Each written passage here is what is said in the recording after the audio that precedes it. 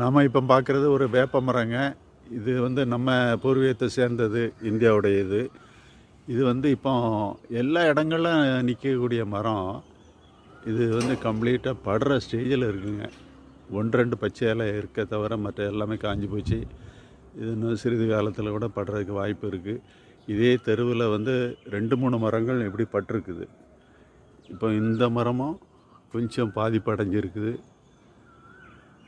அதனால் இதில் வந்து பல மருத்துவ குணங்கள் இருக்குதுன்னு நமக்கு தெரியும்.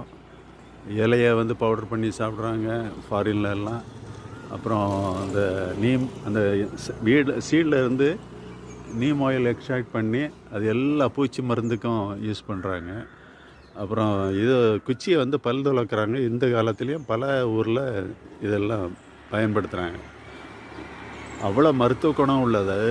இப்போ நம்ம இந்த வேர்பூச்சியாக தான் இருக்கணும். இந்த இதுக்கு வந்து ஒரு நல்ல தீர்வு நம்ம காண வேண்டும்.